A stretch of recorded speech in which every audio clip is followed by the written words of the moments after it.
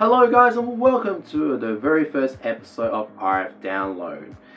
This is like a new web series that we are trialing out and that we're going to be covering with like gaming news and tech news, and we just want to get you guys, the RFLAN community, involved.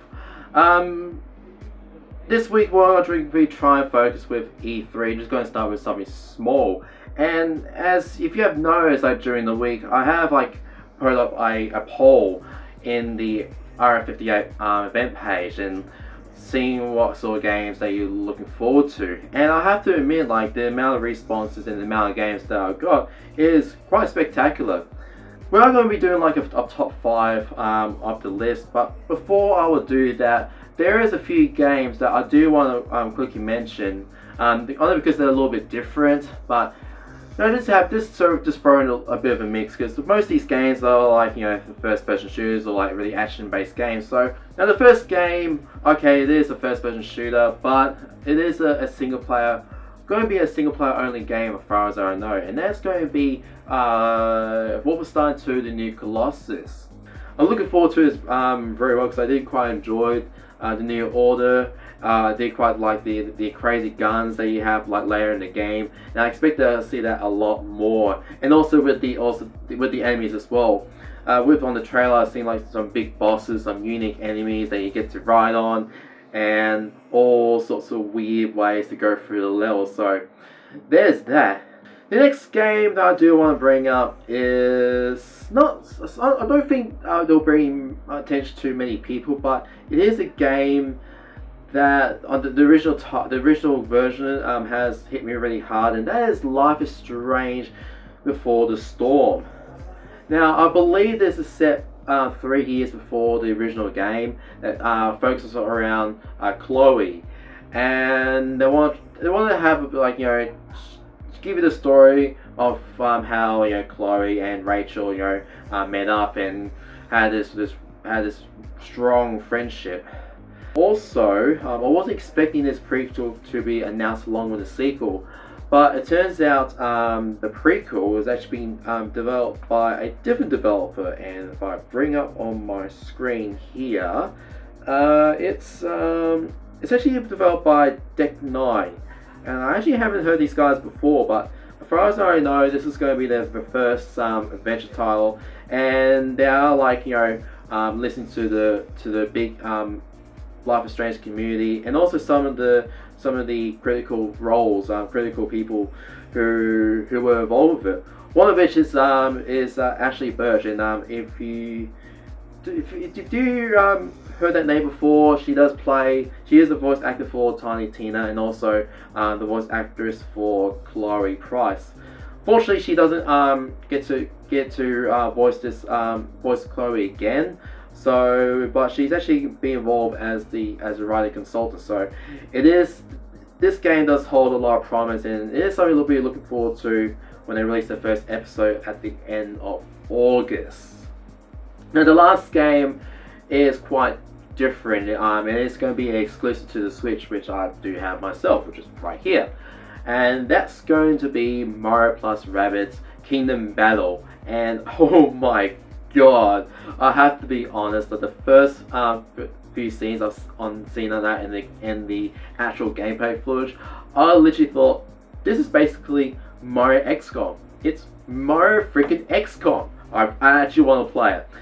I believe that's coming out on sometime on the near end of August. So if you do have a Switch, and you try to find some more games after playing through Legend of Zelda or Mario Kart 8, this is the game worth checking out. Now on going to the top 5. Again, I would like to thank everyone who have voted for this week's poll. Got a lot of responses, got a lot of games, so kudos to everyone who has done that. A couple, like, you know, troll posts here and there, so for those who decided to vote and add a game here and there, or added something that shouldn't be on there, shame on you. So let's start with number 5, which is Anthem by BioWare. Now, this is like their new IP, like, you know, after their trilogy in Mass Effect. I think they just want to do something a little bit different. Still exploring around the sci-fi routes, and so it actually looks really darn good, I admit.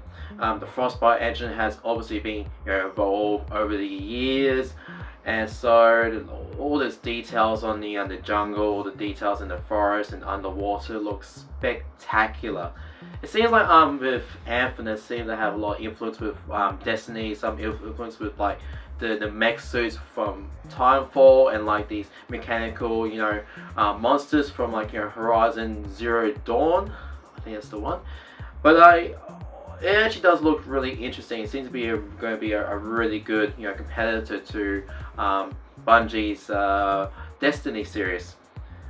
Number 4 is Far Cry 5, and I am looking forward to this one as well. I never played number 4, I never played Primal, but I have enjoyed number 3 and number 2.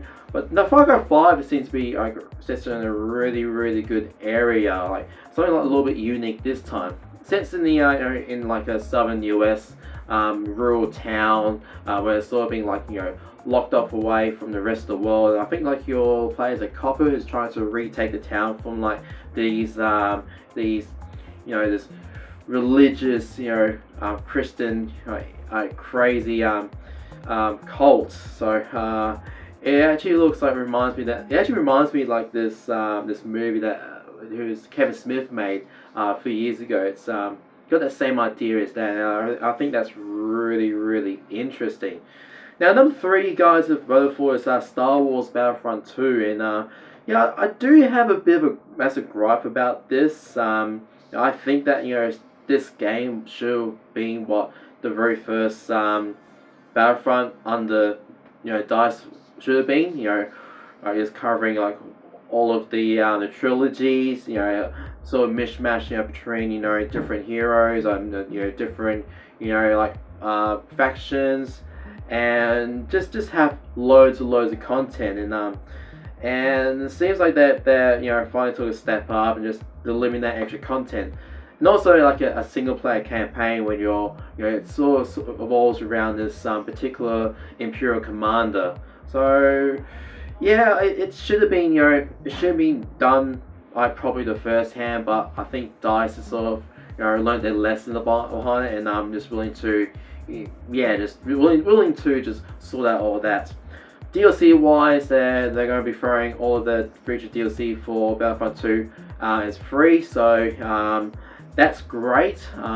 So that means the groups, all the different groups want to get separate away within the game, and that is a really good way to kill off your community, in my opinion. Number 2 is Destiny 2, and I have to admit I'm looking forward to this one myself, even though I have never played the first one, only because I haven't had a console to be able to play it properly. But it is coming out on PC. Again, it's going to be like a full-on multiplayer first-person shooter, and with all the PC benefits, I should be able to enjoy that game really well with this 1440p more ultra wide. So yeah, I believe a beta will be coming out for those who pre-order the game. Will be coming out in the next few months. So feel free to try it out, and if you don't like it from there, you can always just cancel your pre-order, so it's not too bad. And for number 1, and honestly, for these 100 people who actually voted for this, you do realize this game is already out on PC, but then again, it is an upcoming Xbox console exclusive game, so it does sort of count, but shame on you, in my personal opinion. But number 1 for the most popular upcoming game followed by you guys is PlayerUnknown Battlegrounds. Now, yeah, if you all know what this game is all about, it's the battle royale shooter game to get into. As you believe, the executive developer behind this has big experiences with this kind of game mode for H1Z1. I believe it started up as a bit of like a side project, but ended up being really huge, and taking out, just want to add in more into this Battle Royale format, and it seems to be working really damn well. So far, from like the trailers and the gameplay footage I've seen from E3, they are adding more mechanics that they're just sort of like bring out new ideas and bring out new ways to go along the map, new weapons as well. But yeah, for a release date on November 2017 on Xbox One, they'll bring like a really good a new breed of audience who have never actually played this kind of like these games before. As for these 100 people, you guys, I expect you to actually play this game on Xbox One. Yes, if you don't, you should be ashamed to yourselves. So that's it for this top 5 list, and for the upcoming games for E3 chosen by you, and of course this episode of the RFLAN download. I know we're just going to start this very small, but that's okay, and it's something we're trying to get in the routine. So we want to try to do like a weekly update of what's going on with the gaming side, with tech, and also some like the upcoming events that we might get involved or be attending. But if you do have any suggestions or you want to make a comment, then feel free to make the comment down below. Now, if you haven't got your ticket for RFLAN 58, then get so right now. They're still available. Search that for www.rflan.org. If you have got your ticket, then feel free to share the event around to your friends. Try and let them know what's happening. Get involved with an awesome LAN party. And also, we do have a Discord channel that is actually pretty active with loads of people each week. We're also doing streams with one of the other admins once a week. So there's something to get into, and you can find out by going down to discord.gg/RFLAN. But until then, this is Harry signing out, and I'll see you guys again next video.